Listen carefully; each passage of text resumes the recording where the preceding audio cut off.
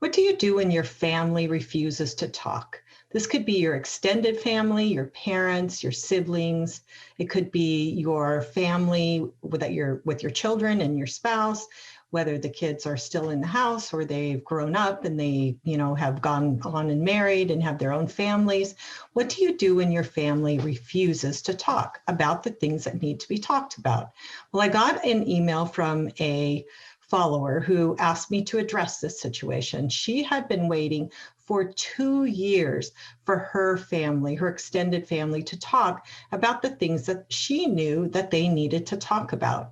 And she still had gotten nothing. In fact, she said the texts had even dropped off. So first of all, dysfunctional families don't talk. That's one of the rules of dysfunctional families. Don't talk, don't rock the boat, because if you bring up something that's going to cause problems, then that's called rocking the boat. Everything's okay, the boat is kind of steady, but when one person moves and says, let's talk about this, the boat gets off, kind of tilted sideways, and everybody runs back so that the boat gets back where it's just kind of stabilized. That's called homeostasis. Everybody does what they need to do to keep things the same. Dysfunctional families do not like change, and talking about things that need to be talked about causes change. In fact, it's extremely disruptive. If there's something that your family has avoided for a long time period and you want your family to talk about it, that's going to disrupt things. It's going to definitely disrupt the status quo. Well, there's something called the elephant in the living room. And people first talked about this with alcoholic families. They said it's like the family has an elephant in the living room. Everybody knows it's there, but they pretend it's not there. They walk around it, they feed it, they take care of it. They do all these things to make adjustments for this elephant, except saying, why do we have an elephant? This isn't normal. We should not have an elephant in our living room. Let's get rid of this elephant. Well, that's what dysfunctional families do. They literally keep the elephant in the living room and they take care of it, but no one addresses it. So that's because of something called denial. And denial means that you refuse to acknowledge the truth, either to yourself or to other people. You can literally convince yourself that something like that isn't true, that there isn't an elephant in the living room, even though it's right in front of you. So they have what's called shared denial. Everybody opts in to the same reality, a reality that is not truthful. And why do families do this? They do this because it's painful to admit the truth, or they're protecting somebody, or they're covering up for somebody, or they all are under the illusion that we're perfect, we don't have any problems. Or maybe it's because, let's say, the person in the family could be an alcoholic, it could be a sex addict, it could be a rageaholic, it could be a workaholic, it could be somebody who's just completely shut down emotionally, it could be mental illness, it could be a secret from the past. It could be the fact that one of the children doesn't talk to the family and maybe has grown up and moved away and doesn't come around anymore. And everybody in the family knows we don't ask about that person because it's too painful for mom and dad. So nobody brings up that child's name. And everyone in the family knows that they are not allowed to say, how come we don't talk about Susie? How come Susie doesn't come home anymore? It could be the fact that they kicked a child out of the phone. It could be the fact that somebody died and it's just too painful for the family to address the death, or any other situation that the family cannot face. The family cannot face in a healthy way, so they don't talk about it. They all opt into the shared denial that this isn't true, doesn't exist, not a problem, don't need to talk about it. So if you are the outsider in your family and you're saying, hello, let's talk about this, you are definitely going to be the bad guy. You are going to be the one who's trying to rock the boat, and they're all going to come against you to get you to shut up. They're going to shame you. They're going to accuse you. They're going to punish you. They're going to all come against you. They're going to talk about you. They're going to do all these things for the sole purpose of getting you to shut up and not bring up the elephant in the living room. So And why do they deny? They deny because denial, like I said, it's painful to admit the truth. So denial is like this shock absorber. You hit a bump, the shock absorber accepts the shock. And so you don't have this big jar. Well, the same thing, denial, something happens, you fall into denial. Denial protects you from the shock of what happens or from having to face it. And then you go back the same as if that never happened. So you've got dysfunctional families who are doing this a lot of times not even recognizing why they're doing it. Sometimes it's manipulative. Somebody who knows what's going on and doesn't want it addressed is going to manipulate and shame people to keep a secret or something from being brought up. That would be in the case of an abuser or a molester who is doing something and knows that if the truth comes out, there's a lot of problems. And so there's going to be threats and there's going to be vendettas and things that are going to be said in order to keep it silenced. But when you're talking about just a problem in the family people don't want to bring up, it is often just because it's just flat out too painful and everybody is opting into it. So what can you do? Well, the truth is you cannot make anyone change in a way that that person does not want to change. So you can't make a family talk. You can't make a family face truth. You cannot make a family deal with what needs to be dealt with. You have no power to do that. And you probably know that because you've probably tried and found out that it has not worked and made you more miserable in the process. So what can you do?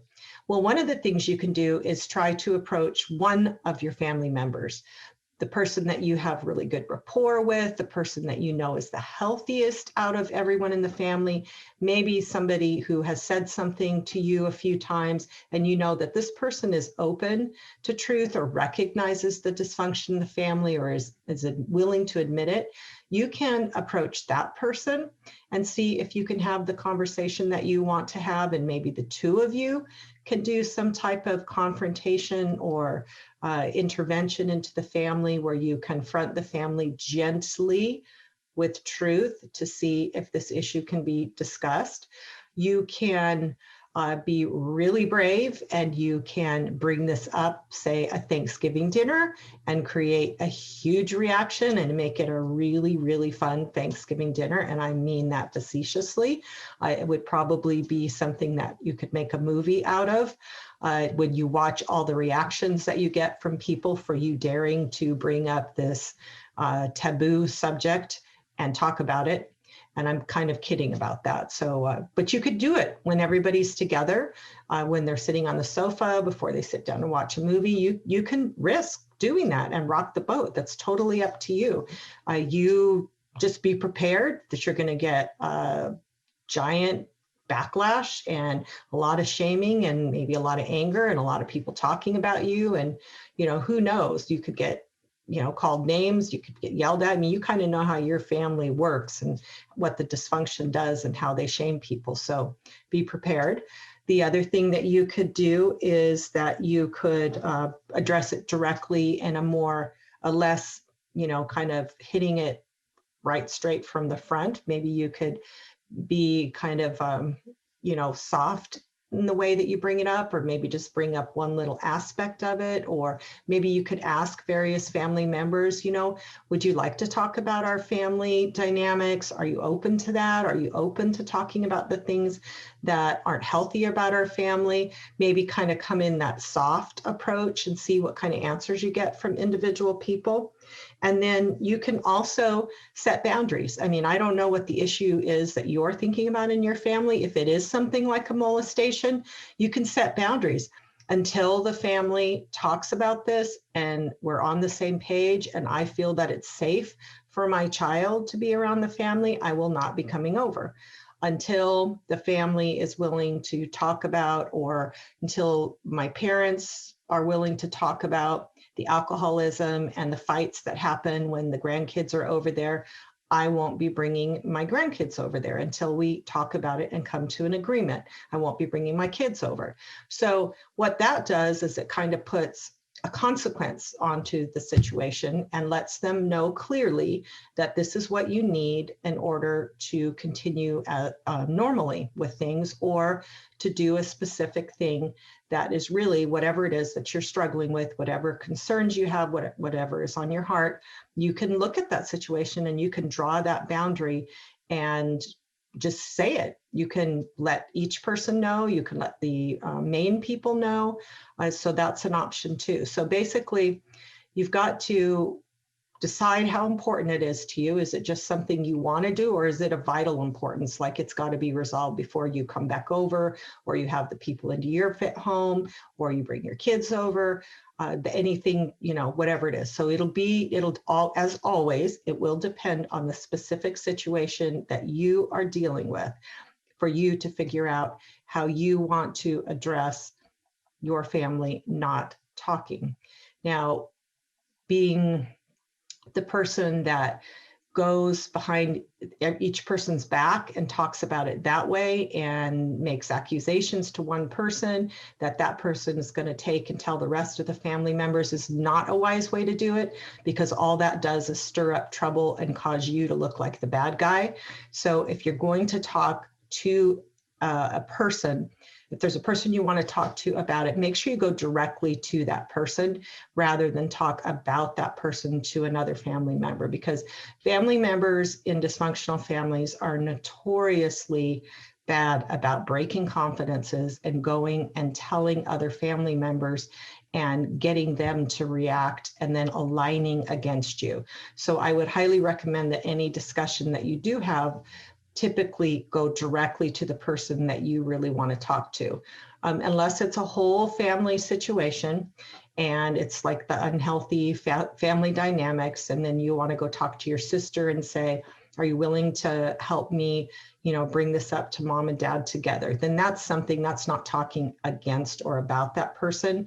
It's talking about the family dynamic and seeing if she's willing, or your brother maybe is willing, to come to the family together and say, we need to talk about these things. So I have to tell you that my favorite movies to watch, my favorite sitcoms to watch are ones about dysfunctional families, because I just find the dynamics and the interaction of the personalities and the things, I'm sorry to say this, but really fun and interesting, just because I love to study the different dynamics.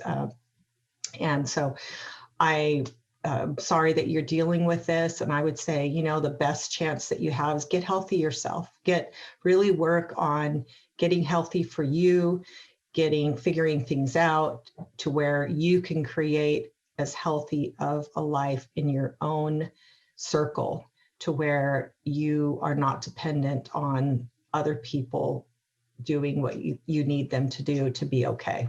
So, all right, thank you for watching this video. I hope you will watch others, and also please check out my resources at changemyrelationship.com.